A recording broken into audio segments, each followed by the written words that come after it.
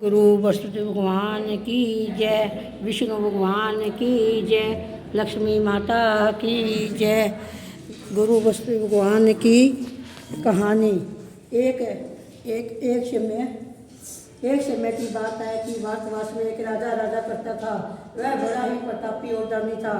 प्रतिदिन मंदिरों में दर्शन करने जाता और गरीबों और ब्राह्मणों की सहायता करता। यह सब बातें उसकी रानी को अच्छी नहीं लगती। वह तो न तो व्रत करती न गरीबों को दान देती। राजा को भी ऐसा करने से मना किया करती थी।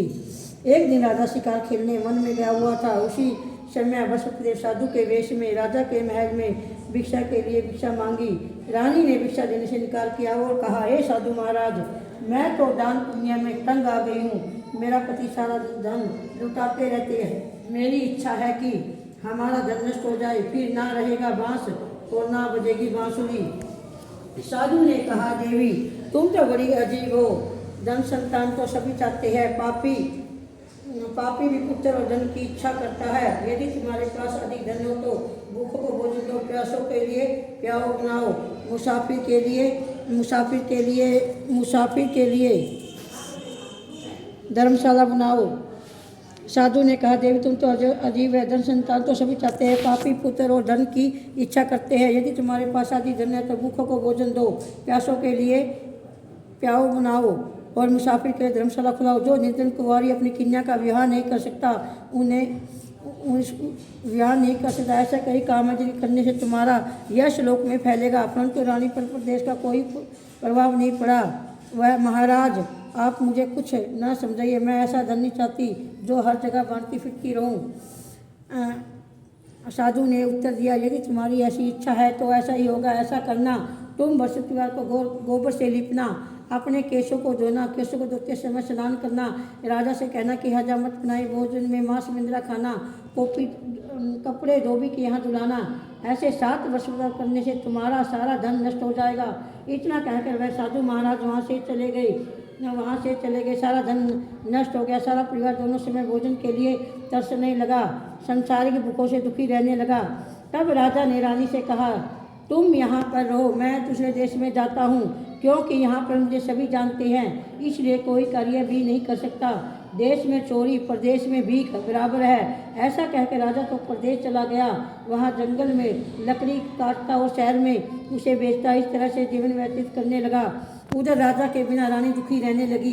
किसी दिन तो भोजन मिलता और किसी दिन जल पीकर ही रह जाती। एक समय रानी और दासी को 7 दिन तक भोजन नहीं मिला। वह दासी से बोली, यहाँ मेरे पास में नगर में मेरी बहन रहती है, वह बड़ी ही धनवान है। तुम उसके पास जाओ और वहाँ से 5 सर वेदल मांग कर ले आओ, जिससे कुछ समय के लिए हमारा गुजारा हो जाए। इस प्रकार रानी की आज्ञा मानकर दासी और रानी की बहन के पास गई तो रानी की बहन उस समय पूजा कर रही थी, क्योंकि उस दिन बृहस्पतिवार का दिन था। दासी रानी की बहन से बोली, हे रानी, मुझे आपकी बहन ने भेजा है, मुझे 5 सर वेदल दे दो। दासी के कई बार कहने पर भी रानी की बहन ने उत्तर नहीं दिया, क्योंकि उस समय बृहस्पतिवार की व्रत का कथा सुन रही थी। जब दासी को कोई उत्तर नहीं मिला तो बृहस्पतिवार का व्रत कथा सुन रही थी, जब दासी को कोई उत्तर नहीं मिला तो बहुत दुखी हुई। वह वापस अपने नगर में आकर रानी से बोली, आपकी बहन बहुत धनी है, वह छोटे लोगों से बातें नहीं करती। मैंने उनसे 5 सौ वेदल मांगा तो उन्होंने कोई उत्तर नहीं दिया। रानी बोली, उसमें उसका कोई दोष नहीं। जब बुरे दिन आते हैं तब कोई सहारा नहीं देता। अच्छे बुरे का पता तो मिट्टी में लगता है। जो ईश्वर की इच्छा होगी वही होगा। यह सब हमारे भाग्य का दोष है। उधर रानी की बहन ने सोचा कि मेरी बहन की दासी आई थी, परंतु मैं उससे बोली नहीं, वह बहुत दुखी हुई होगी। वह सोचकर कथा को सुनकर विष्णु भगवान का पूजा समाप्त करके अपनी बहन के घर चलती। बहन के पास आकर बोली, बहन, जब तुम्हारी दासी आई थी तो मैं बृहस्पतिवार का व्रत कर रही थी। जब तक कथा होती है तब तक न तो उठते हैं न बोलते हैं, इसलिए मैं नहीं बोली। कहो क्यों दासी को भेजा था? रानी बोली, बहन, तुमसे कोई बात छुपी नहीं है, हमारे घर में तो अनाज नहीं है, इसी कारण मैंने दासी के तुम्हारे पास 5 सौ वेदल के लिए भेजा था। रानी की बहन बोली, बृहस्पति भगवान सबकी मनोकामना पूर्ण करे, शायद तुम्हारे घर में अनाज रखा हो। इसी प्रकार वचन को सुनकर रानी जब अंदर गई तो वह घड़े में वैद्य से बड़ा मिला। तब रानी और दासी बहुत खुश हुई। दासी कहने लगी, रानी वैसे तो हमको भोजन नहीं मिलता, हम तो हर रोज व्रत करते हैं। अगर आपकी बहन से व्रत की विधि और कथा पूछ ली जाए तो हम भी कर लिया करेंगे। रानी की बहन ने कहा, बहन बृहस्पतिवार का व्रत का क्या नियम है? तब रानी की बहन ने बताया कि बृहस्पतिवार के व्रत में चने की दाल और मुनके से भगवान विष्णु का केले की जड़ से पूजन करे तथा दीपक जलाए, पीला भोजन करे तथा कथा सुने।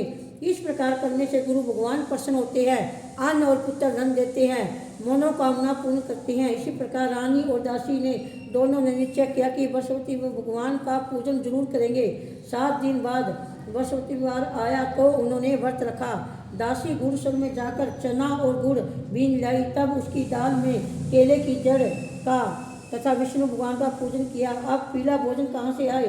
दोनों बड़े दुखी हुए, परंतु उन्होंने व्रत किया था, इसी कारण गुरु भगवान बहुत प्रसन्न थे। 2 थालों में सुंदर पीले भोजन लेकर आए और दासी को देकर बोले, यह तुम्हारे और रानी के लिए भोजन है। दासी भोजन पाकर बड़ी प्रसन्न हुई और रानी से बोली, रानी जी भोजन कर लीजिए। वह महात्मा हम दोनों को 2 थाल में भोजन दे गए हैं। इस प्रकार रानी और दासी ने विचार किया। इस प्रकार रानी और दासी ने गुरु भगवान को नमस्कार किया, भोजन प्रारंभ किया तथा प्रत्येक बृहस्पतिवार को गुरु भगवान का व्रत और विष्णु भगवान का पूजन करने लगी। बृहस्पति भगवान की कृपा से रानी के पास फिर से धन हो गया। अब रानी और दासी विचार करने लगी, ना जाने हमारे राजा किस हाल में हो गए, उसकी खोज खबर नहीं है। उन्होंने गुरु भगवान को प्रार्थना की। उधर रानी दुखी होकर जंगल में एक पेड़ के नीचे आसन जमाकर बैठा था, अपनी पुरानी बातों को याद करके रोने लगा। तब उस जंगल में बृहस्पति देव एक साधु के रूप में धारण करके आया और राजा के सामने आकर बोला, हे लकड़हारे, इस सुनसान जंगल में तुम किस चिंता में हो? राजा ने दोनों हाथ जोड़कर प्रणाम किया और उत्तर दिया, महात्मा जी आप सब कुछ जानते हो, मैं क्या कहूँ? यह कहकर वह रोने लगा और साधु को आत्मकथा सुनाई। महात्मा जी ने कहा, तुम्हारी पत्नी ने बृहस्पति देव के दिन वीर भगवान का निरादर किया था, जिसके कारण तुम्हारी यह दिशा हुई है। अब तुम चिंता को दूर करके मेरे कहने पर चलो तो तुम्हारे सब कष्ट दूर हो जाएंगे और भगवान पहले से अधिक संपत्ति देगा। देखो तुम्हारी पत्नी ने बृहस्पतिवार का व्रत आरंभ कर दिया है। अब तुम भी इस बृहस्पतिवार का व्रत करके चने की दाल और गुड़ को जल के लोटे में डालकर केले का पूजन करो, फिर कथा कहो और सुनो। ऐसा करके भगवान तुम्हारी सभी मनोकामना पूर्ण करेंगे। साधु के इस वचन सुनकर राजा बोला, हे प्रभु, मुझे लकड़ी बेचकर इतना पैसा नहीं मिलता जिससे भोजन के अपरांत कुछ बचा सकूं। मैंने रात सपने में अपनी पत्नी को व्याकुल देखा, मेरे पास कुछ भी नहीं था जिससे खोज खबर मांग सकूं। साधु ने कहा, हे राजन, तुम किसी बात की चिंता मत करो। बृहस्पतिवार के दिन रोजाना की तरह लकड़ी लेकर शहर में जाओ, तुमको रोजा से दुगना धन प्राप्त होगा, जिससे तुम भली भांति भोजन कर लोगे और बृहस्पति देव का पूजन का स्मान भी आ जाएगा। बृहस्पतिवार की कहानी इस प्रकार से है। प्राचीन काल में एक ब्राह्मण था, वह बहुत निर्धन था, उसके कोई संतान भी नहीं थी। वह नित्य पूजा पाठ करती थी। उसकी पत्नी मैलता के साथ रहती थी। वह तो न स्नान करती थी न किसी देवता का पूजन करती थी, प्रत्येक काल उठते ही भोजन करती थी, बाद में कोई अन्य काम कार्य करती थी। इस कारण ब्राह्मण बहुत दुखी हुआ। भगवान की कृपा से ब्राह्मण की यह कन्या पैदा हुई। धीरे धीरे वह कन्या बड़ी होने लगी। वह प्रत्यक्ष स्नान करके विष्णु भगवान का जाप करने लगी, बृहस्पतिवार के व्रत के करने लगी, अपनी पूजा पाठ में समाप्त करके पाठशाला में जाती और अपनी मुट्ठी में जौ भरकर मार्ग में डालती। वही जौ सोने के हो जाते। लौटते समय उन्हें बीन कर घर में ले आती। एक दिन वह कन्या शौक में सोने के जौ को साफ कर रही थी। इसकी माँ ने देख लिया और कहा, बेटी, सोने को जौ फटकने के लिए सोने का शौक होना चाहिए। अगले दिन बृहस्पतिवार था। उस कन्या का व्रत रखा और बृहस्पति देव ने प्रार्थना की, हे प्रभु, यदि मैंने आपकी पूजा सच्चे मन से की हो तो मुझे सोने का शौक दे दो। बृहस्पति देव ने उसकी प्रार्थना स्वीकार कर ली। रोजाना की तरह वह जौ पिलाती हुई पाठशाला में गई। जब लौट कर जौ बीन रही थी कि उसकी बृहस्पति देव की कृपा से रास्ते में सोने का शौक मिला तो उसे वह घर में ले आई। एक दिन की बात है कि वह कन्या सोने के शौक में जौ साफ कर रही थी। उस समय उस नगर के राजा का पुत्र वहाँ से होकर निकला। उस कन्या के रूप को देखकर वह मोहित हो गया। वह अपने घर में आकर भोजन तथा जल त्याग दिया, उदास आकर लेट गया। राजा को जब इस बात का पता लगा तो वह अपने मंत्रियों के साथ अपने पुत्र के पास गया और बोला, पुत्र, तुम्हें किसी बात का कष्ट है कि किसी ने तुम्हारा अपमान किया है अथवा कोई कारण हो तो बताओ, वह कार्य करूँगा जिससे तुम प्रसन्नता होगी। राजकुमार अपने पिता से बोला, पिताजी मैं उस लड़की के साथ विवाह करना चाहता हूँ जो सोने के शौक में जो साफ करी थी। यह सुनकर राजा बोला, पुत्र यदि ऐसा है तो उस कन्या का पता बताओ, मैं उसके साथ तुम्हारा विवाह अवश्य करूँगा। राजकुमार ने अपने पिता को उस लड़के घर का पता बताया। राजकुमार के पिता के बताए गए अनुसार मंत्री इस लड़की के घर गए और ब्राह्मण की कन्या का विवाह राजकुमार के साथ संपन्न हो गया। कन्या के विवाह होते ही ब्राह्मण के घर पहले की बात ही गरीबी आ गई। अब भोजन के लिए अन्न बड़ी मुश्किल से मिलता। एक दिन ब्राह्मण अपनी पुत्री के पास गया। बेटी ने पिता से सारा हाल पूछा, तब ब्राह्मण ने सारा हाल कह सुनाया। कन्या ने बहुत सा धन देकर पिता को विदा किया। इस तरह ब्राह्मण कुछ समय सुखपूर्वक बीत गया। कुछ दिन बाद फिर वही हाल हो गया। ब्राह्मण अपनी बेटी के यहाँ आया, सारा हाल बताया तो बेटी बोली, पिताजी आप माता जी को यहाँ ले आइए, उन्हें विधि बता दूंगी जिससे ब्राह्मण की गरीबी दूर हो जाएगी। जब वह ब्राह्मण अपनी पत्नी को लेकर बेटी के घर पहुंचा तो उसने माँ को समझाते हुए कहा, माँ तुम प्रत्येक काल उठकर स्नान आदि करके विष्णु भगवान का पूजन करो तो सब दुविधा दूर हो जाएगी। परंतु उसकी माँ ने उसकी एक बात नहीं मानी। वह प्रत्येक काल उठकर भोजन करती लेती। एक दिन उसकी बेटी को बहुत क्रोध आया। उसने माँ को अपनी एक रात से कोठरी में बंद कर दिया। प्रत्येक काल उसने माँ को कोठरी से निकाला तो स्नान आदि करके पूजा पाठ करवाई तो उसकी माँ की बुद्धि भी ठीक हो गई और फिर प्रत्येक वस्तुवार का व्रत रखने लगी। इस व्रत को प्रभाव से उसकी माँ भी बहुत धन्यवान और पुत्रवती होगी। अब वसुदेव उसकी कृपा से ब्राह्मण तथा उसकी पत्नी मेलता के इस पत्नी को सुख भोग कर स्वर्ग को प्राप्त हुए। इस तरह से कहानी कहकर साधु तो वहाँ से अंतर्ध्यान हो गए। जब बृहस्पतिवार का दिन आया तो राजा जंगल में एक लकड़ी काटकर शहर में बेचने गया। कुछ दिनों से अधिक दिनों से अपरिशा आदि धन मिला। राजा ने चना और गुड़ आदि लाकर बृहस्पति देव का व्रत किया, परंतु जब दोबारा बृहस्पतिवार का दिन आया तो व्रत करना भूल गया। इसी कारण बृहस्पति देव नाराज हो गए। इस दिन उसे नगर के राजा के विशाल यज्ञ का आयोजन किया था तथा शहर में घोषणा करवा दी कि कोई भी मनुष्य अपने घर में भोजन न बनाए, न चूल्हा बनाए, समस्त जन यहाँ भोजन करने आए। जो इस आज्ञा को नहीं मानेगा उसे फांसी की सजा दी जाएगी। इस तरह से घोषणा संपूर्ण नगर में करवा दी। राजा के आज्ञा अनुसार शहर के सभी लोग भोजन करने आए। लेकिन लकड़हारा बना राजा कुछ देर बाद पहुंचा, इसलिए राजा उसको अपनी माँ को घर ले आया। ले जाकर भोजन करा। रानी की दृष्टि उस खूंटी पर पड़ी तो उसका लड़का जिसका हार लटका हुआ था, रानी का हार वहाँ से दिखाई नहीं दिया। रानी ने सोचा यह हार इस मनुष्य ने चुरा लिया है। उसी समय पुलिस को बुलाकर जेल में डलवा दिया। जब लकड़हारा जेल खाने में दुखी होकर विचार करने लगा, ना जाने कौन से पूर्व जन्म के कर्म से मुझे दुख प्राप्त हुआ है, उन्हें साधु को याद करने लगा। जब जंगल में मिले थे उसी समय तत्काल बृहस्पति देव साधु के रूप में प्रकट हुए और उसकी दिशा को देखकर कहने लगा, मूर्ख तूने वसुदेव की कथा नहीं कही, इसी कारण तुझे यह दुख प्राप्त हुआ है। अब चिंता मत करो, वसुदेव को दिन जेल से दरवाजे पर 4 पैसे मिलेंगे, उनसे तुम वसुदेव की पूजा करना, तेरे सब कष्ट दूर हो जाएंगे। बृहस्पतिवार के दिन 4 पैसे पड़े मिले। लकड़हारे ने कथा कही। उस रात्रि को बृहस्पतिदेव ने उस नगर के राजा को सपने में कहा, हे राजन, तुमने जिस आदमी को जेल में बंद कर दिया है वह तो निर्दोष है, राजा है, उसे छोड़ देना। रानी का हार उसी खूंटी पर लटका हुआ है। अगर तुम ऐसा नहीं करोगे तो तुम्हारा राज्य को नष्ट कर दूंगा। इस तरह से रात्रि को सपने में देखकर राजा प्रत्येक उठा और खूंटी को हार को देखकर लकड़हारे को बुलाकर क्षमा मांगी तथा लकड़हारे के योग सुंदर वस्त्र आभूषण देकर विदा किया। वसुदेव की आज्ञा अनुसार लकड़हारा भी नगर को चल दिए।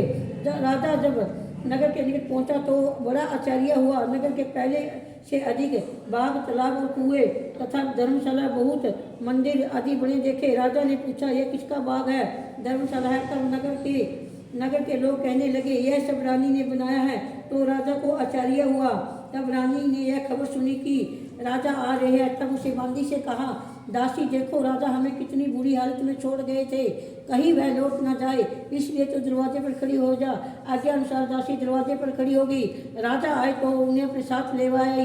तब रानी ने कहा, हमें यह सब धन बृहस्पति देव की कृपा से व्रत के प्रभाव से प्राप्त हुआ है। राजा ने निश्चय किया 7 दिन बाद तो सभी बृहस्पति देव का पूजन करते हैं, परंतु मैं प्रतिदिन 3 बार कहानी कहा करूँगा और व्रत भी किया करूँगा। हर समय राजा से दुपट्टे में चने की दाल बंदी रहती है। 3 बार कहानी कहता है। एक दिन राजा ने विचार किया, चलो अपनी बहन के यहाँ हो आए। इस तरह का विचार करके राजा घोड़े पर सवार होकर बहन के यहाँ चलने गया।